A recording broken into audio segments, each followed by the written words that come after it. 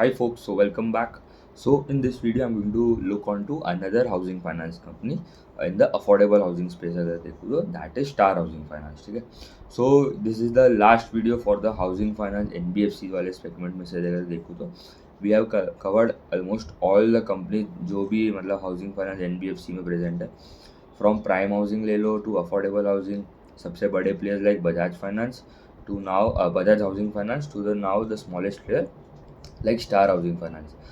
बीच में आ गया आपके India shelter, home first, Aptus, Aavas, Aadhar housing, LIC housing finance, Canfin homes, Repco home finance, Sammaan capital, SRG housing हो गया. तो ये सब कंपनी को वी हैव ऑलरेडी कवर्ड. ठीक है. If you want to check you can check the playlist. ठीक है. जो मैंने बनाया है of the affordable housing finance NBFC का Q2 का. एंड ये जो अभी कंपनी है that is star housing finance, ये सबसे छोटा कंपनी है in the housing finance space. अभी इनका अभी अगर आप नंबर देखो 6 स्टेट्स में प्रेजेंट है. उनका अगर AUM का साइज देखो it is the smallest among all the companies. अगर हम देखो तो हाउसिंग फाइनेंस स्पेस में प्राइम प्लस अफोर्डेबल सबसे छोटा कंपनी यही है. उनका AUM का साइज कितना है 570 करोड़. ठीक है. तो वेरी वेरी स्मॉल.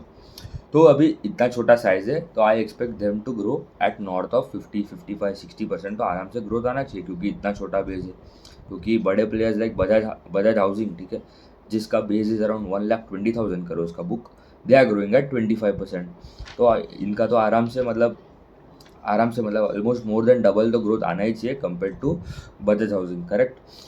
तो इनका ग्रोथ कितना है खाली 10%. ठीक है. तो it is very very dull number. अगर हम देखें तो इनका पहले कैसा था, थोड़ा अगर पीछे भी जाओ, अभी इनका क्वार्टर जब से मैं ट्रैक कर रहा हूँ कंपनी का, उनका ग्रोथ हैज स्लोड डाउन. ठीक है. पहले कितना ग्रोथ आ रहा था उनका, जब से मैं ट्रैक कर रहा हूँ, अगर Q1 ऑफ FY25 में जाए, ठीक है, एक साल पहले, 5 क्वार्टर्स बैक, तो दे ग्रू बाय अराउंड 65-70% के आसपास का उनका टॉप AUM का ग्रोथ है. फिर अराउंड 50-55% प्लस के आसपास का ग्रोथ है. फिर the growth slow down to 40%. ठीक है.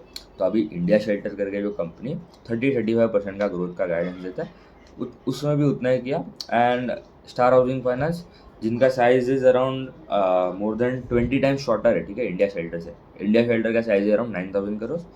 स्टार हाउसिंग का साइज कितना 560 से 570 करोड़ के आसपास है.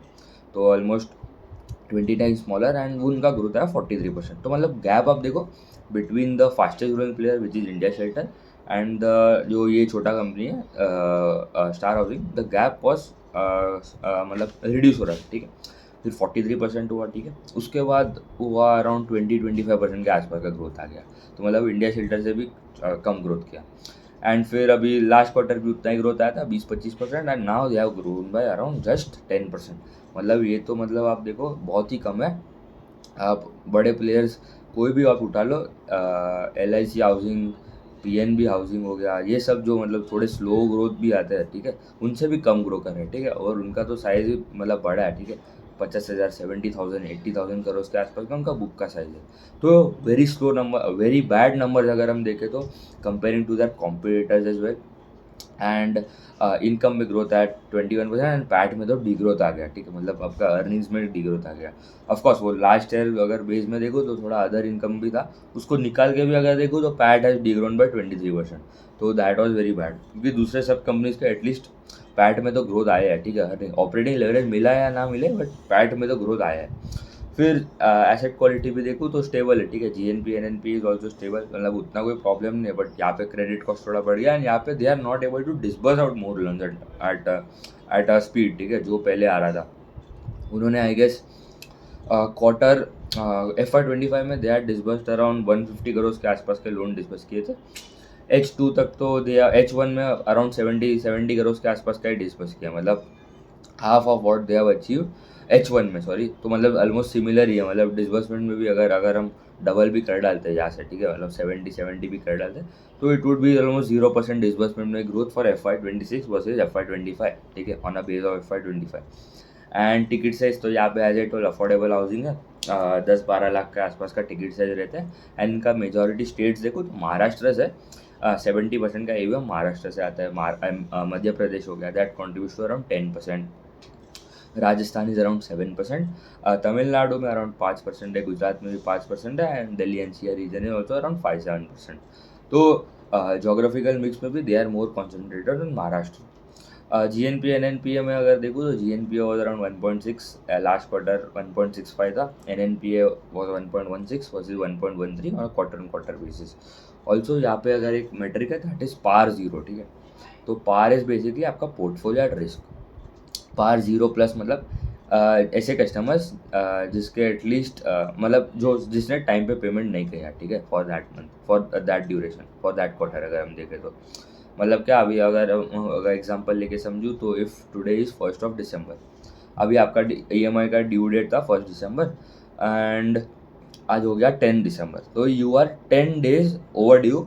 मतलब आपका 10 दिन हो गया from the date of EMI, but अभी आपने EMI पे नहीं किया, तो जो आउटस्टैंडिंग जो EMI का जो अमाउंट है ना that would be included in the power zero plus bucket, ठीक है। अभी ऐसे बकेट्स भी होते हैं, उसके अंदर भी अगर हम देखें 0 to 30 हो गया, 31 to 60 वाला DPD हो गया, days pass due DPD buckets उसको बोलते हैं, फिर 61 to 90 हो गया, 90 के ऊपर जाता है तो वो GNP हो जाता है, करेक्ट। तो by the way if you are not understanding any of this terms like GNPA, provisions, credit cost, disbursements, AUM, तो ये सब जो है मैंने मेरे पूरे कोर्स में सिखाया है। It is the lending playbook. 6-7 घंटे में आपको पूरा लेंडिंग सेक्टर, ठीक है, मतलब banks, housing finance companies, micro finance NBFCs, small finance banks, diversified lenders, MSME lenders, ठीक है, ये सबको मैंने कवर किया। अराउंड 150 प्लस कंपनीज के आसपास है। I have discussed in detail सबका क्या चल रहा है। ऑफकोर्स टिल दैट क्वार्टर, ठीक है, हमें एक्टिवली ट्रैक करना है, कौन कौन रीड करना है, PPT देखना है, क्या उनके कॉम्पिटिटर्स का भी कैसा ग्रोथ आ रहा है। एक चेकलिस्ट बनाया कि क्या मेन मेट्रिक्स है to quickly identify what are the triggers that can play out in the coming few quarters. ये कंपनी अच्छा कर रहा है कि नहीं, एक्टिवली कैसे ट्रैक करना है, अर्निंग्स कॉल कैसे क्या होता है, कैसे अटेंड करना है। All this things are a present in that course, ठीक है, 6-7 घंटे का है। Other link is in the description. और इनका है ना मतलब मुझे एक और भी मतलब एक बुरा बात लगता है कि जब भी उनका नंबर्स ख़राब आता है ना स्टार हाउसिंग का, वो कॉल करना बंद कर डालता है। मतलब मैनेजमेंट इज़ नॉट दैट क्या बोल सकते हैं, ट्रांसपेरेंट नहीं है इन कम्युनिकेटिंग द रिजल्ट्स। सो ठीक है, PPT तो जो रिलीज़ किया, प्रेस रिलीज भी रिलीज़ किया। लास्ट क्वार्टर भी उनको पूछा था कि भाई आपका रिजल्ट अभी ख़राब आता है तो आप कॉल क्यों नहीं कर। लास्ट कॉल उन्होंने किया था, ठीक है, in spite of a bad result अगर हम देखें तो, बट ये टाइम तो उससे भी और ख़राब नंबर आया है। तो उन्होंने बोला ऐसा कुछ नहीं, हम करेंगे जब भी हमको टाइम वाइम सब मिलेगा, ठीक है। तो ये क्वार्टर तो किया नहीं, अभी देखते हैं नेक्स्ट क्वार्टर में क्या कंपनी का गाइडेंस रहता है, क्योंकि कंपनी ने बोला था कि हमारा ये साल का कोई गाइडेंस नहीं, बट मीडियम टर्म, ठीक है, 2-3 साल के लिए we want to grow by around 50% के कैगर से ग्रो करना है। अभी ग्रोथ आ रहा है 10-12% का ग्रोथ आ रहा है, ठीक है, 10-10% है ये दिस टाइम दिया ग्रोथ। तो मतलब it is they are badly under performing and not delivering on their guidance. And इनका पहले भी मतलब आप Q1 और FY25 में भी जाओ ना, उन्होंने कॉल में भी गाइडेंस दिया था कि हमारा ये FY25 के एंड तक ही हमारा ROE का नंबर डबल डिजिट हो जाएगा, 10-11% हो जाएगा। अभी भी मतलब वो एक FY25 तो निकल गया, H1 ऑफ FY26 भी निकल गया, अभी तक the ROE number is hovering around 7-8% only, ठीक है। तो मतलब जो बोला वो किया भी नहीं है, तो बैड कंपनी। इसलिए आप देखो इनका स्टॉक भी अगर आप देखोगे ना तो once it was trading at around 40-45-50 rupees के आसपास, दाव अभी तो मतलब वो 9-10 रुपये के आसपास आ गया, ठीक है। मतलब immense wealth erosion for investors, ठीक है, इसीलिए आपको ट्रैक करना पड़ेगा।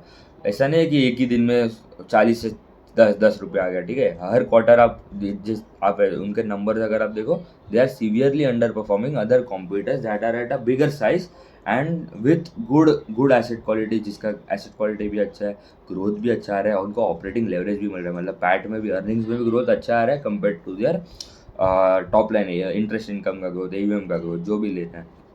और ऑल्सो इनका क्रेडिट क्वालिटी, एसेट क्वालिटी अगर देखूँ तो दैट इज़ ऑल्सो बेटर दूसरे कंपनीज का। एंड ROE का नंबर, ऑपरेटिंग लेवरेज, ROE भी इंप्रूव हो रहा है दूसरे सब कंपनी इनका, तो मतलब that is hovering around that level only from the last 1 year, 1.5 years के आसपास। तो ठीक है, अभी ये पूरा हो गया हमारा housing finance page. Next we will start off with the micro finance NBFCs के जो रिजल्ट्स आ रहे हैं उनको भी देख लेंगे, ठीक है। Thank you.